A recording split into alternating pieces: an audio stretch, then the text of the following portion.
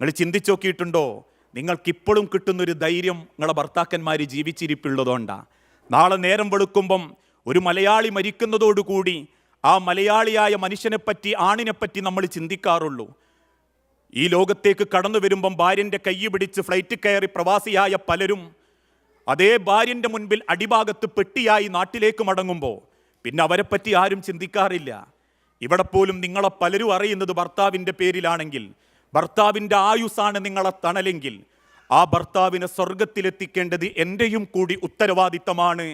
എന്നെയും കുടുംബത്തെയും പരിപാലിക്കുന്ന എൻ്റെ ഭർത്താവിൻ്റെ ഹൃദയമിടിപ്പിലാണ് എൻ്റെ സ്വർഗം. ആ ഭർത്താവിൻ്റെ ഹൃദയമിടിപ്പിലാണ് എൻ്റെ പടച്ച റബ്ബിൻ്റെ അരികിലേക്കുള്ള സമാധാനത്തിലെ മടക്കം. അതെൻ്റെ സൗഭാഗ്യമാകണം എന്ന് ചിന്തിച്ച് ആ കുടുംബത്തെ സംവിധാനിക്കുന്ന നല്ലൊരു ഭാര്യയാവാൻ, നല്ലൊരു തുണയാവാൻ എൻ്റെ ഓരോ സഹോദരിമാർക്കും സാധിക്കേണ്ടതുണ്ട്. ഒരാണിന് കിട്ടുന്ന ഏറ്റവും വലിയ സമ്പാദ്യം എന്താണെന്നറിയോ?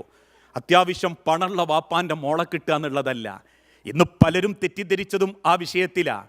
അള്ളാഹുവിൻ്റെ പ്രവാചകൻ സല്ലല്ലാഹു അലൈഹി വസല്ലമ പഠിപ്പിച്ചതുപോലെ വലി മാലിഹ, പണമുള്ളവർ ഈ കൂട്ടത്തിലുണ്ട്. വലി ജമാലിഹ, നല്ല സൗന്ദര്യമുള്ളവർ ഈ കൂട്ടത്തിലുണ്ട്. വലി ഹസബിഹ, പേരുകേട്ട തറവാട്ടിലെ വാപ്പാൻ്റെ മക്കൾ ഈ കൂട്ടത്തിലുണ്ട്.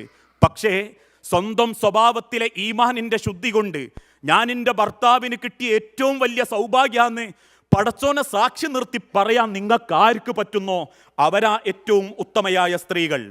അവരാ ഈ ദുനിയാവിൽ പടച്ചോൻ സൃഷ്ടിച്ചവരിൽ വെച്ച് ഏറ്റവും അള്ളാഹു ഇഷ്ടപ്പെടുന്ന സ്ത്രീകൾ. വൽമർഅത്തു സ്വാലിഹ, ദുനിയാവിൽ പല ആണുങ്ങൾക്കും പലതും കിട്ടും, പല കോലത്തിലുള്ളതും കിട്ടും.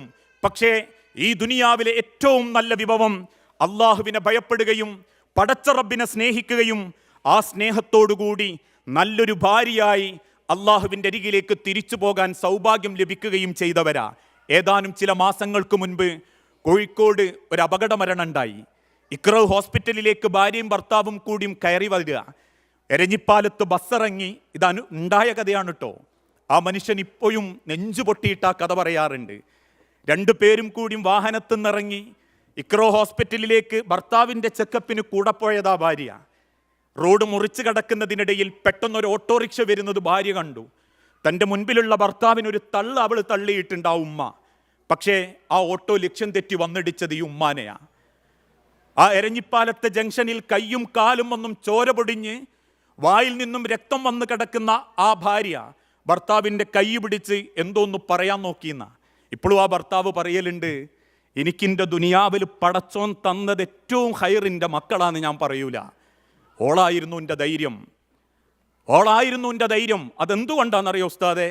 രാത്രി ഞാനൊന്ന് കുരച്ച് നെഞ്ചിങ്ങനെ തടവുമ്പോൾ എനിക്ക് മനസ്സിലായി എന്താ അങ്ങക്കൊരു ചുമാന്ന് ചോദിക്കാൻ ഓളിൻ്റെ കട്ടിലിൻ്റെ അടുത്തില്ല. അവസാനം ഞാൻ 2 അടി എഴുന്നേറ്റ് നടന്നിൻ്റെ മേശപ്പുറത്ത് കൈകൊണ്ട് ഇങ്ങനെ പരതി നോക്കുമ്പം ആ മേശപ്പുറത്ത് എനിക്ക് ഇരുട്ടത്ത് എഴുന്നേറ്റ് നടക്കുമ്പം കണ്ണട അത്യാവശ്യമാണെന്നുള്ളത് കൊണ്ട് ആ കണ്ണട എടുത്തു വെക്കുന്ന ഓളില്ലാത്തതിൻ്റെ കുറവ് അന്ന് ഞാൻ അനുഭവിച്ചു. അവസാനം മര്യക്കള വാതിലിൻ്റെ അടുത്ത് ചെന്ന് വാതിലിൻ്റെ ഒരു മുട്ടുമുട്ടി, 2 മുട്ടുമുട്ടി. അവസാനം തുറക്കാതായപ്പം തിരിഞ്ഞു നടക്കുമ്പം ആ വാതിൽ തുറന്ന് വെറുപ്പോടുകൂടി നട്ടപ്പാതിരിക്ക് എന്തിനാ നിങ്ങൾ മുട്ടിയതെന്ന് ചോദിക്കുന്ന മക്കളെ മുൻപിൽ അവളെ വില എനിക്ക് മനസ്സിലായി.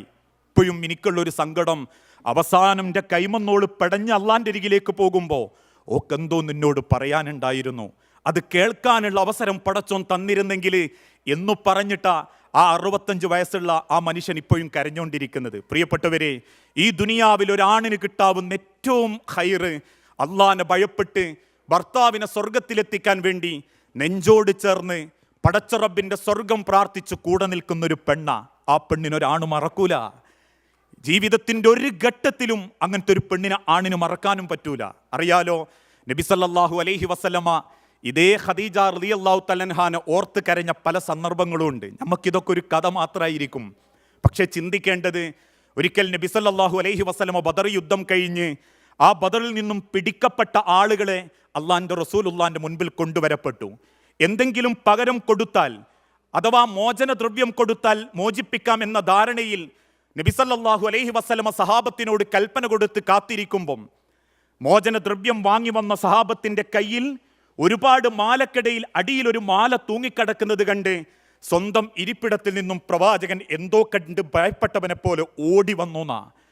അള്ളാഹുവിൻ്റെ റസൂലിൻ്റെ ഓട്ടം കണ്ട് സഹാബാക്കൾ അമ്പരന്ന് നിൽക്കുമ്പോൾ മോചനദ്രവ്യമായി പിടികൂടപ്പെട്ട മാലയുടെ കൂട്ടത്തിൽ നിന്ന് തൂങ്ങിക്കിടക്കുന്ന ഒരു കറുത്ത മാല, അഥവാ ഒരു കറുത്ത അടയാളത്തിലുള്ള മാല വലിച്ചെടുത്ത് അള്ളാഹുവിൻ്റെ റസൂലുള്ള കയ്യിൽ പിടിച്ച് വിതുമ്പിക്കരയാൻ തുടങ്ങി. ഒരു പേര് കേൾക്കുമ്പോഴേക്കും റസൂലുള്ള കരയും. ആ പേരിൻ്റെ കൂട്ടുകാരികളെ കാണുമ്പോഴേക്കും അള്ളാഹിൻ്റെ റസൂല് കരയും. ആ പേരിനെ പറ്റി ആരെങ്കിലും ചർച്ച ചെയ്യുമ്പോഴേക്കും അള്ളാഹിൻ്റെ പ്രവാചകൻ നെഞ്ചുപൊട്ടിക്കരയും. ആ മാല പിടിച്ച് കണ്ണുനീരോടെ വെപ്രാളപ്പെട്ട് നിൽക്കുന്ന റസൂലുള്ളാഹി സല്ലല്ലാഹു അലൈഹി വസല്ലമ സഹാബത്തിന്റെ മുൻപിൽ വെച്ച് വിതുമ്പിക്കരയുമ്പോൾ സഹാബത്ത് ചോദിച്ചു, നബിയേ, ആരുടേതാണ് ഈ മാല? എന്തിനാ റസൂലേ നിങ്ങൾ കരയുന്നത്? സഹാബാക്കളിൽ ചിലർ വന്നു പറഞ്ഞു, റസൂലേ, അങ്ങയുടെ മകൾ സൈനബ റളിയല്ലാഹു തആലയുടെ ഭർത്താവ് യുദ്ധത്തിൽ ബന്ദിയാക്കപ്പെട്ടിട്ടുണ്ട്. ആ ബന്ദിയാക്കപ്പെട്ട സൈനബയുടെ ഭർത്താവ് മോചന ദ്രവ്യമായി തന്നത് ഈ മാലയാ റസൂലേ. അള്ളാഹുവിൻ്റെ നബി ആ മാല ഇങ്ങനെ പിടിച്ചിങ്ങനെ കരയുക. സഹാബത്ത് ചോദിച്ചു, റസൂലേ, എന്താ അങ്ങക്കൊരു സങ്കടം? റസൂലുള്ള അല്പം കണ്ണീരോടെ പറഞ്ഞു, ഇതിൻ്റെ ഖദീജാൻ്റെ മാലയാ, ഇതിൻ്റെ ഖദീജാൻ്റെ മാലയാ. ഈ മാല കാണുമ്പോൾ എനിക്ക് എൻ്റെ ഖദീജാൻ ഓർമ്മ വന്നു സഹാബത്തെ. എൻ്റെ സൈനബാനെ കെട്ടിച്ചു വിടുമ്പം ആ സൈനബയുടെ കഴുത്തിലേക്ക് എൻ്റെ കൺമുന്നിൽ വെച്ച് ഖദീജ ഇത് ഊരിക്കൊടുക്കുമ്പം ഞാൻ ഖദീജാനെ നോക്കി കരഞ്ഞിട്ടുണ്ട്. കാരണം ഇസ്ലാമിൻ്റെ തുടക്ക കാലഘട്ടത്തിൽ എൻ്റെ കൂടെ പോരുന്ന ഖദീജ ധനാഢ്യയായിരുന്നു, സമ്പത്തുള്ളവളായിരുന്നു. മക്കയിലെ ഏത് പെണ്ണുങ്ങളും മോഹിക്കുന്ന കോടീശ്വരിയായിരുന്നു എൻ്റെ ഖദീജ. അവസാനം എൻ്റെ കൂടെ കൂടി 15 കൊല്ലത്തെ നുബുവത്തിന്റെ കാലത്തിന് ശേഷം 10 കൊല്ലത്തെ നുബുവത്തിന് ശേഷം എൻ്റെ ഖദീജ മണ്ണിലേക്ക് മടങ്ങുമ്പോൾ അവസാനം ഖദീജാന്റെ കഴുത്തിലാകെയുള്ള ഈ മാല സൈനബ കൂരിക്കൊടുക്കുന്ന ആ രംഗം അതിൻ്റെ മനസ്സിൽ വന്നു സഹാബത്തെ. എനിക്കെൻ്റെ ഖദീജക്ക് പകരം ആകാശം ഭൂമി പടച്ചോൻ തരാന്ന് പറഞ്ഞാലും ഞാൻ എൻ്റെ ഖദീജാനെ മാത്രമേ തിരിച്ചു ചോദിക്കൂ. തരുമെങ്കിൽ റബ്ബേ എനിക്കെൻ്റെ ഖദീജാനെ ഇങ്ങ് തിരിച്ചു തരണേ. ഭാര്യമാരെ, ഒരു ഭാഗ്യാണത്. കെട്ടിയ ആണിൻ്റെ മനസ്സിലുണ്ടാക്കുന്ന ഭാഗ്യം, അതുണ്ടാക്കാനായി ഈ ദുനിയാവിൽ പടച്ചോൻ നിങ്ങൾക്ക് അവസരം തന്നിട്ടുള്ളൂ. ഈ ദുനിയാവിൽ നിങ്ങൾ എന്ത് സമ്പാദിച്ചു എന്നും നിങ്ങൾ ആരൊക്കെ മനസ്സിൽ രോമാഞ്ചുണ്ടാക്കിയെന്നും അല്ലാഹു തആല ചോദിക്കൂല. മറിച്ച് നിങ്ങൾക്ക് മഹർ തന്നു കൂട്ടിക്കൊണ്ടുപോയ ഭർത്താവിൻ്റെ മുൻപിൽ നിങ്ങൾക്ക് നല്ലൊരു ഭാര്യയാവാൻ പറ്റുമോ? ആ ഭാര്യയോടൊപ്പം പടച്ച റബ്ബിൻ്റെ സ്വർഗത്തിൽ നിങ്ങളെ മുന്നിൽ നിർത്തി അള്ള വിചാരണക്ക് ചെയ്യുമ്പം അവളുടെ സ്വഭാവത്തിൽ ഞാൻ തൃപ്തനായിരുന്നു റബ്ബേ എന്ന് ഒരാണെങ്ങാനും റബ്ബിനോട് പറഞ്ഞാൽ അവളുടെ സ്വഭാവം, അവളുടെ ക്ഷമ, അവളുടെ വിനയം, അവളുടെ ചേർന്ന് നിൽക്കൽ, എൻ്റെ കുടുംബത്തിൽ എൻ്റെ ഭാര്യ എനിക്ക് തന്ന സപ്പോർട്ട് നാദാ എന്നൊരു പെണ്ണ് പറഞ്ഞാൽ അള്ളാഹുവിൻ്റെ പ്രവാചകൻ സഹാബത്തിൻ്റെ പെൺമക്കളുടെ മുഖത്തു നോക്കി സൂചിപ്പിച്ചു, നിങ്ങൾക്ക് സ്വർഗമല്ലാതെ അള്ളാഹു മറ്റൊന്നും വാഗ്ദാനം ചെയ്യുന്നില്ല. ഒരു നല്ല ഭാര്യ എന്ന് പറഞ്ഞാൽ ഭർത്താവിൻ്റെ സ്വഭാവക്കേടുകൾ കണ്ടിട്ട് വെറുത്ത് ജീവിക്കുന്നോളല്ല. ഇന്ന് അങ്ങനെ ഉണ്ട് ചില ഭാര്യമാര്. മൂപ്പര് അങ്ങനത്തെ ഒരാളായതുകൊണ്ട് ഞാനും അങ്ങനെയാ, മൂപ്പര് ഇങ്ങനത്തെ ഒരാളായതുകൊണ്ട് ഞാനും അങ്ങനെയാ. അല്ല, ജീവിതത്തിൽ ഭർത്താവിൻ്റെ കോലത്തിലും അള്ള പരീക്ഷിക്കും, ഭാര്യൻ്റെ കോലത്തിലും പടച്ചോൻ പരീക്ഷിക്കും, മക്കളെ രീതിയിലും പടച്ചോൻ പരീക്ഷിക്കും. ആ പരീക്ഷണങ്ങൾ ഏറ്റെടുക്കുമ്പോഴേക്കും നമ്മക്കേ അതുള്ളൂ എന്ന് ചിന്തിക്കരുത്. അതിനേക്കാളും വലിയ പരീക്ഷണങ്ങൾ അനുഭവിക്കുന്നവർ ഈ ദുനിയാവിലുണ്ട്. പ്രിയപ്പെട്ടവരെ, ദുനിയാവിൽ പടച്ചോൻ പലതും തരും, പല പരീക്ഷണങ്ങളും അള്ളാഹു തരും. ആ പരീക്ഷണങ്ങളിൽ ഒരു വിശ്വാസിക്കുള്ള ഏറ്റവും വലിയ ത്യാഗം, സമാധാനം എന്താണെന്നറിയോ? എനിക്കെൻ്റെ റബ്ബിനോട് പ്രാർത്ഥിക്കാൻ എനിക്ക് അവസരമുണ്ടല്ലോ എന്നുള്ള ചിന്തയാ. അല്ലാതെ ഭർത്താവിൻ്റെ സ്വഭാവക്കേടുകൊണ്ടും മക്കളെ സ്വഭാവക്കേടുകൊണ്ടും കുടുംബത്തിലുണ്ടാകുന്ന ചെറിയ പരീക്ഷണങ്ങളെ കൊണ്ടും ചെറിയ അസ്വസ്ഥതകളും സൂക്കേടുകൾ ഉണ്ടാകുമ്പോഴേക്കും എനിക്കേ പടച്ചോൻ ഇതൊക്കെ തന്നിട്ടുള്ളൂ എന്ന് ചിന്തിക്കണ്ട.